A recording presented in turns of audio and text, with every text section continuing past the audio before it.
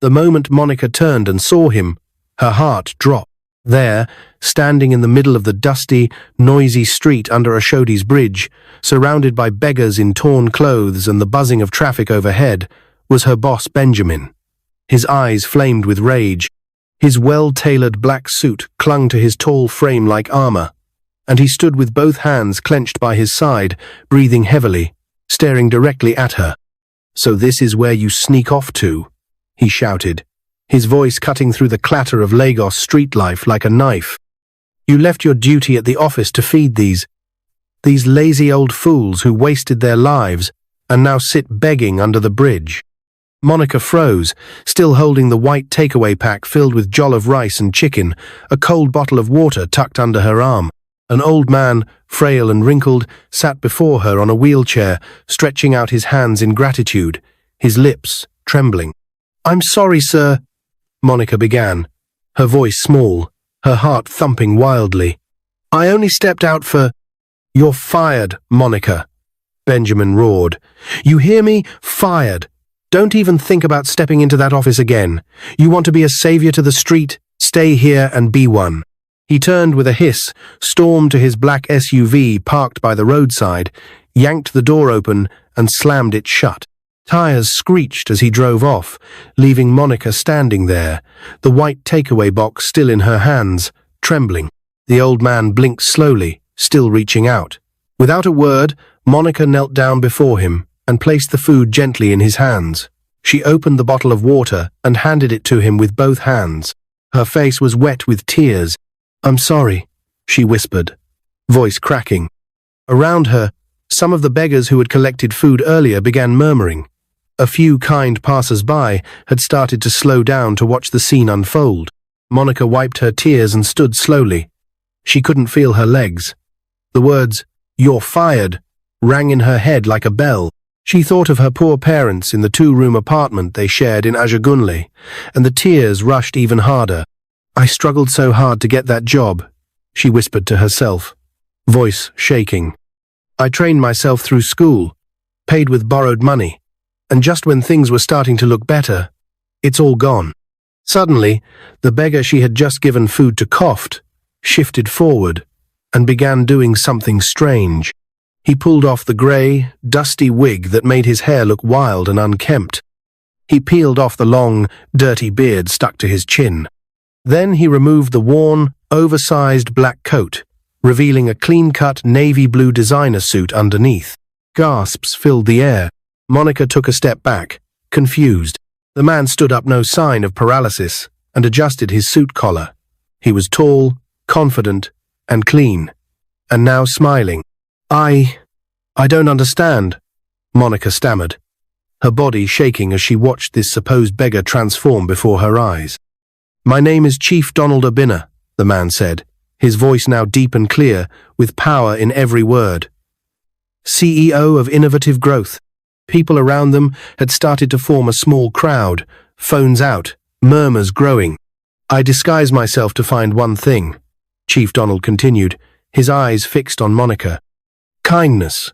Real, selfless kindness. I pretend to be a beggar. The world has lost its soul, but you, young lady, have reminded me it still exists." Monica's mouth dropped open. I don't know what to say," she whispered. "You don't need to say anything," he said gently. "You've already said enough with your actions." He brought out a small phone and called someone. "Joseph, bring the car. Now." Less than a minute later, a white RollsRoyce appeared, turning slowly from a side street and stopping in front of them. The driver stepped out and opened the door. "Please," Chief Donald said, "come with me." Monica blinked fast. Her brain screamed, "This is not real," but it was. She climbed into the plush leather seat of the RollsRoyce, hands shaking. As the car pulled off, a crowd had gathered, cheering, recording, murmuring. Some of the beggars clapped, others cried, and Monica, still dressed in her office blouse and skirt, stared out the window, her heart racing, her mind spinning. "What is happening?" she asked, almost afraid to believe. "You're about to live the life you deserve," Chief Donald said beside her with a smile. They drove past the old parts of Lagos, through the bridge, past the busy marina traffic, until they entered the clean, glass-lined roads of Victoria Island. Then the car turned and stopped in front of a tall, glowing skyscraper. A golden sign above the building read, "Innovative Growth, Africa's leading tech solutions company." Monica's heart skipped a beat. The guards opened the door, bowed, and led them in. Inside was even more stunning marble floors, floor-to-ceiling windows, silent elevators, staff walking around in matching corporate uniforms. A woman in corporate navy blue suit came running and bowed before Chief Donald. "Welcome, sir. Prepare an office for Monica," he said. "She'll be my new personal assistant. Also contact the HR to update her salary and benefits. Full cybersecurity training starts tomorrow." "Yes, sir." Monica couldn't speak. $6,000 per month? A personal car and driver? A duplex in Banana Island? Tears dropped freely down her cheeks as she followed them into the office. Her hand clutched her bag tightly like someone afraid it was all a dream. She thought of her mother and father. She thought of how they always told her, "Even when you don't have much, share what you have. One day, someone might smile because of you." She thought of Benjamin's voice screaming, "You're fired!" And she smiled now, knowing that act of kindness didn't destroy her. It saved her. Monica stepped into her new duplex on Banana Island, with her shoes in one hand and her soul still trembling. The security guard had just saluted her at the gate, calling her Madam, as if she'd always belonged there. She didn't. Not yesterday, maybe not even a few hours ago, but now, her life had changed. The house was stunning. White marble tiles gleamed under her feet. Tall windows let in sunlight that kissed the rich cream-colored curtains. The air smelled of fresh polish and lavender. This is our house?" Her mother's voice cracked behind her. Monica turned. There stood her parents, wide-eyed and frozen in the doorway. Her mother, wearing her old faded wrapper and blouse, had tears flowing freely down her face. Her father, always strong and composed, stood in silence, mouth slightly open, hands trembling by his side. A security man had helped them carry in their old bags. A driver stood outside, waiting for instructions.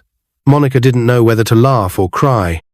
"Yes, Mama," Monica whispered, walking up to her mother and holding her. "This is home now. I told you we're not going back to Ajagunle." Her mother broke. She sobbed into Monica's chest, her thin arms holding her daughter tight. "Thank you, Monica," she whispered through tears. "Thank you for not giving up. Thank you for fighting to give us the life we could never give you." Monica swallowed the lump in her throat and hugged her tighter. "You taught me kindness, Mama," she whispered. "You said to always give, even if it's from the little I have, that the smallest help could be someone's miracle." Her father joined them. For the first time in her life, Monica saw tears in his eyes.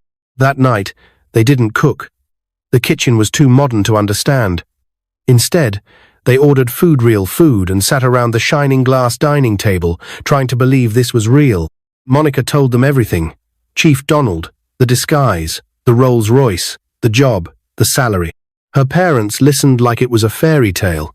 But it wasn't. It was the reward of faith and kindness. 3 weeks later, Monica walked confidently into her new office inside the headquarters of Innovative Growth. Dressed in a sleek navy blue suit, hair neatly packed into a bun, she greeted the receptionist with a soft smile. The title on her office door read, "Personal Assistant to the CEO." Her salary hit her new account every month without delay, $6,000. Her work was no longer just a job. She was now undergoing a full cybersecurity training sponsored by the company, designed for global certification. Her mentors treated her with respect, and she was assigned a professional coach. Every morning, her black sedan waited at the gate. The driver opened the door with a smile. "Good morning, Madam Monica." Her life felt like a dream, but it wasn't.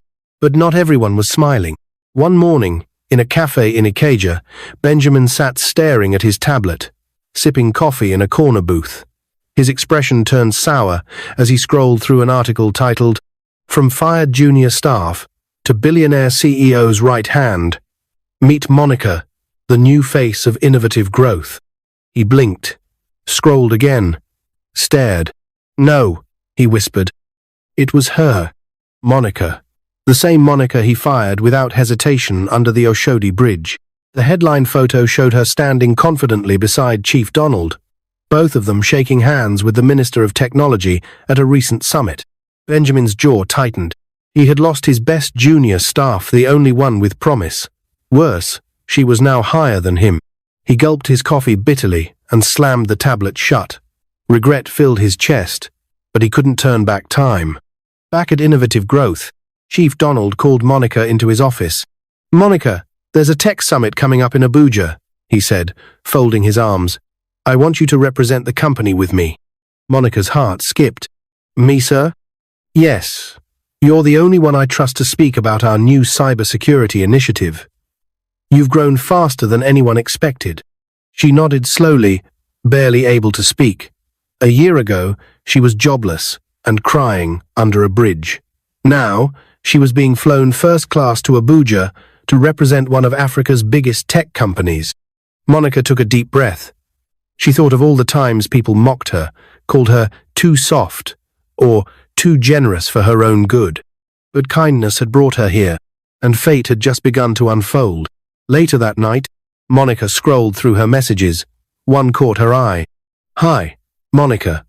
I was really inspired by your talk today. I'm Emeka, software engineer with Mindspan Africa. If you don't mind, I'd love to connect." She paused, smiled, typed back. "Thank you, Emeka. I'd love that."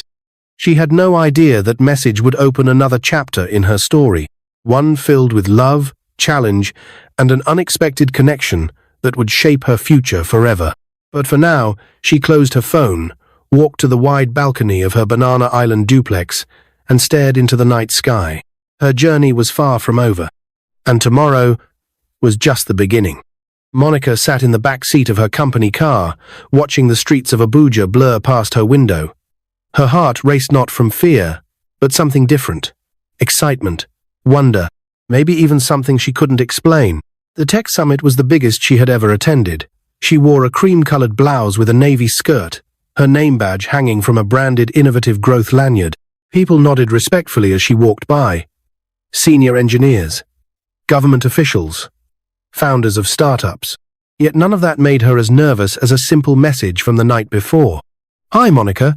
I was really inspired by your talk today. I'm Emeka, software engineer with Mindspan Africa. If you don't mind, I'd love to connect." She had replied, and they'd exchanged a few more messages. Emeka's words were warm, thoughtful, and Shafi wasn't just brilliant, he had heart. Now, he had invited her for dinner. Nothing formal, just dinner at a quiet restaurant in Woo's 2. Monica hesitated. Was this wise? Was this the right time? But something inside whispered, this may be more than just dinner. Later that evening, the restaurant was calm, soft jazz playing in the background, the warm lights casting a golden glow. Monica stepped in, scanning the room, and there he was, Emeka, tall, chocolate-skinned, low-cut, with clear glasses and a gentle smile that felt like calm in human form. He stood when he saw her. "Monica," he said, smiling. She smiled too. "Emeka." They sat, talked, laughed. He listened when she spoke about her past, how she trained herself through school, how she fed beggars out of her small salary, how she lost her job because of it. "I read about that," he said, shaking his head. "That boss of yours. He didn't deserve to have you." She gave a small laugh. "Well, he doesn't anymore." Then Emeka told her his story too, raised by a single father who worked as a mechanic, taught himself to code on a second-hand laptop, won a tech competition at 19 that changed his life. Now, he worked with one of Africa's leading software companies, developing tools for smart city systems. They were different, but the same. Driven, kind, grateful.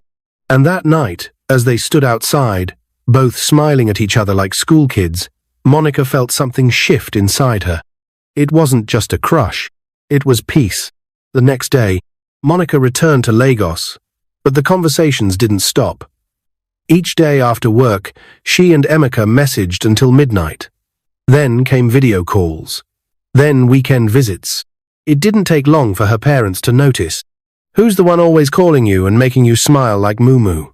Her mother teased, arms crossed, eyes full of curiosity. Monica blushed. He's just a friend. Her mother gave her that look. Friends don't make each other glow like this. 3 months later, Emeka visited Lagos, not just for Monica, but officially to pitch a software collaboration with innovative growth. Chief Donald was impressed. This young man has fire, he told Monica after the meeting, and his eyes light up when he sees you. Monica laughed nervously. He's serious, Donald added, more softly. He respects you. I can see that. By the end of the week, Emeka asked to see Monica's parents. Not just to greet them, to ask for permission to date their daughter formally. Her father's stern face broke into a smile. Her mother clapped her hands with joy. That night, Monica stared at the ceiling from her bed. What if none of this had happened? What if she had walked past the beggar that day? What if she had been too afraid to help? Her eyes welled up with tears. Not tears of sadness, of wonder, but life isn't always smooth. One morning, as Monica walked into the lobby of her office building, a woman waiting by the entrance stormed toward her. "You stole my position," the woman shouted. Security rushed forward, but Monica raised her hand to stop them. "I'm sorry. Who are you?" "I'm Anita," the woman snapped. "I used to be Chief Donald's assistant. Until you showed up." Gasps echoed from the hallway. Some staff peeked out of their offices. "Do you think he picked you because you're better?" Anita's eyes burned. "He picked you because you fed him food. You think that makes you a queen?" Monica stood still. "Yes," she said quietly. "I didn't know he was the CEO when I gave him that food, and I didn't expect anything in return." She walked past Anita without raising her voice. "But maybe that's why I'm still here." Later that day, Chief Donald called Monica. "I heard what happened," he said. "I didn't mean to cause trouble." "You didn't. You handled it with grace. But know this, not everyone will understand your path. They'll try to drag you back into pain because they haven't escaped theirs. Don't let them." Monica nodded, but as she left his office, her phone buzzed again. It was Emeka. "Monica, I have something to tell you. It's about my Job and us." She froze. Her heart pounded. What could it be? Was he leaving the country? Was it a job promotion? Or something worse? Her hands shook slightly as she clicked, "Call." And as Emeka picked up, his voice calm but serious, Monica had no idea that her next life decision was about to unfold that could change everything. Monica sat at the edge of her bed, clutching her phone, staring at Emeka's name on the screen. "Monica, I have something to tell you. It's about my Job and us." Her heart was racing. When Emeka answered, his voice was calm, but carried a weight Monica hadn't heard before. "Hi, Monica." "I didn't mean to scare you," he said gently.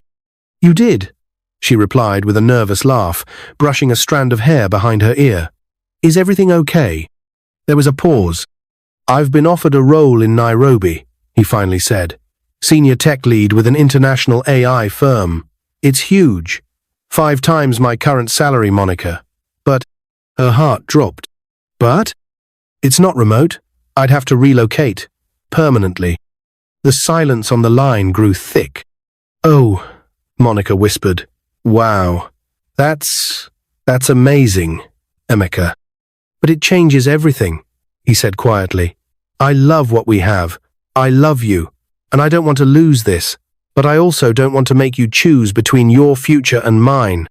Monica stood up and walked to the large glass window, looking out at the calm waters near Banana Island. The same window where she once stood, wondering how her life changed overnight. Now, it felt like everything could shift again, but in the opposite direction. "How long do you have before you decide?" she asked softly. 3 days, he replied. Later that night, Monica couldn't sleep. Her thoughts were everywhere: her work, her parents, Chief Donald's trust, and now, Emeka. Could she follow him? Should she? He had never asked her to, but he also hadn't said he would stay. The next morning at Innovative Growth, Monica sat with Chief Donald for their usual strategy session, but her mind wasn't there. He noticed. "You're distracted," he said, setting his pen down. She nodded. Emeka's been offered a role in Nairobi, she confessed. A major one. But if he takes it, he'll have to leave Lagos. I don't know what that means for us. Chief Donald leaned back in his chair and studied her. I knew something like this would come, he said. When two stars rise, they'll either move together or drift apart. Monica sighed. I don't want to choose between love and everything I've built here. You don't have to, he replied. Sometimes the right path doesn't ask for sacrifice. It asks for wisdom. She looked at him, unsure what that meant. Go see him, Chief Donald added. Talk in person. Whatever you decide, make sure it's not from fear, but from peace. That evening, Monica met Emeka in a small garden cafe. They sat across from each other, no food ordered yet, just 2 cups of untouched water. I didn't sleep last night, Monica began. Me neither, Emeka admitted. Do you want me to come with you? She asked directly, eyes locked on his. I want you with me always, he said. But I can't ask you to leave behind the life you've worked so hard for. I'd never forgive myself if you regretted it. She smiled, but her heart ached. What if there's another way? She said. Emeka blinked. Like what? We make it work. Long distance. Just for a while. We visit each other. Call. Until we're both ready to make a bigger move together. One that works for both of us. Emeka smiled slowly. You'd be willing to try that? I'm not letting go of something good, just because life got complicated, Monica said. Besides, I think Nairobi will love you, but Lagos still needs me. He laughed, and then, slowly, reached across the table and took her hand. I've never met anyone like you, he said. She grinned. I get that a lot lately. 1 year later. Monica stood on stage in front of over 30 people at the Lagos International Cybersecurity Conference. Her topic, Tech with a Heart: How Kindness Can Drive Innovation. She spoke with passion, experience, and grace. At the end of her speech, the crowd rose to a standing ovation. Among them was Chief Donald, nodding proudly from the front row. But another man sat beside him now, Emeka, freshly returned to Nigeria, having completed his 1-year contract with the AI firm in Nairobi. He had declined their permanent offer and returned to Lagos to start a new joint tech initiative with Monica under Innovative Growth's mentorship. Together, after the event, press gathered, microphones everywhere. Monica was asked, Ma, what would you say to young Nigerians struggling today, unsure if kindness still matters in a world like this? She smiled into the camera, no script in hand. I'd say this. Kindness will never ruin your future. Even when the world punishes you for being good, don't stop. Because the same act they mock you for today might be the very thing that opens your tomorrow. 6 months later, Monica and Emeka's wedding was held in a beautiful garden near Lekki. Flowers, friends, CEOs, politicians, families. Chief Donald gave Monica away like a father. Her own parents wept uncontrollably as their daughter, the same one who once slept on a mattress in a tiny room with leaking roof, now stood in her flowing white lace gown, a queen in every sense of the word. And when the priest asked what name they had chosen for their unborn child, due in a few months, Emeka spoke softly into the mic. We'll name him Donald after, the man who reminded us that kindness still lives in this world. The crowd erupted in applause. Chief Donald wiped his eyes. But for Monica, this was only the beginning. Because soon, she would face a new challenge. One she never saw coming. 6 months after their wedding, Monica stood in the nursery of their new home in Lekki Phase 1. The pastel blue walls were decorated with tiny clouds and stars. A white crib stood at the center of the room, with soft toys neatly arranged around it. Inside the crib, baby Donald slept peacefully, his tiny fingers curled, his chest rising and falling with gentle breaths. Monica watched him, heart full, eyes wet. She had everything she never dreamed she could ask for. A husband who loved her, a child she adored, a career she built from scratch and, above all, a purpose bigger than herself. But something in her heart whispered, it's not over. This story isn't just mine anymore. A week later, Monica sat with Chief Donald in his office, overlooking the city skyline. "I've been thinking," she said carefully. "I want to give back, not just through charity, but something deeper." He leaned forward, curious. "Go on." "I want to create a foundation," she continued, "to train young people in cybersecurity, especially the ones who can't afford school, street kids, girls in slums, people like me, people who just need one opportunity to change their lives." Chief Donald's eyes lit up. "Name it," he said. She smiled. "The Monica Foundation for Digital Empowerment." He nodded slowly. "I'll fund the first 5 years myself." Monica blinked. "Chief, you've earned this," he said. "You've built more than a career. You've built a life others can learn from." 3 months later, the foundation launched with over 300 applicants in the first week alone. They came from across Lagos, Makoko, Mushin, Ajagunle. Many had no laptops, no formal training, just passion. Monica stood before them in a brightly lit auditorium and said, "I was once like you, but someone saw me, believed in me, gave me a chance. And now, I'm giving you yours. Let's build futures. Let's build Africa." Her story became a viral documentary on YouTube. Fired for Kindness. The Monica Obiora story. It inspired thousands.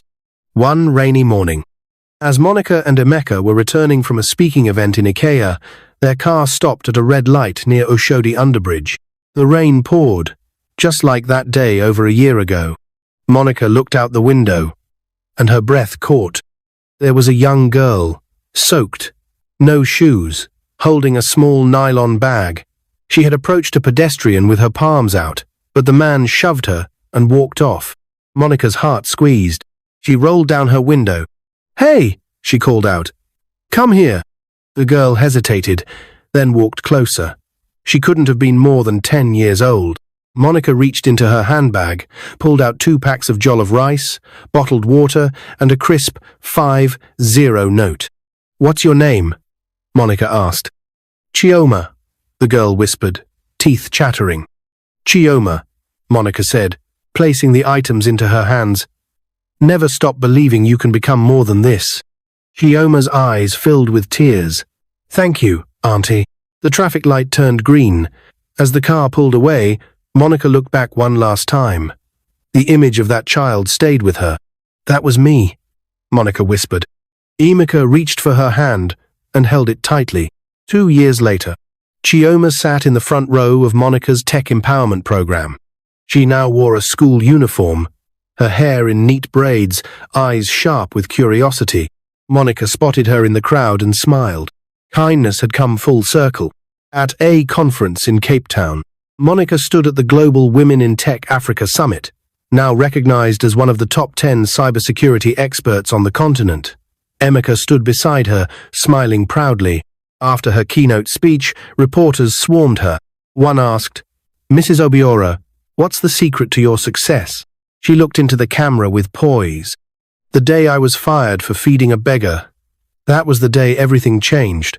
I didn't know he was a billionaire. I didn't help him for a reward. I helped because my mother taught me that kindness is never wasted, and that's the truth." She paused. "I was punished for being kind, but kindness didn't ruin me. It revealed me." And so, the girl who once shared jollof rice with beggars under a bridge became a global symbol of hope. Her story taught a generation that even in a harsh world, kindness is still power. Not everyone who looks like a beggar is poor. Not every small act is small. And sometimes, one takeaway pack is the key to an entire destiny. If you like this story, comment, share, and subscribe to our channel for more interesting stories.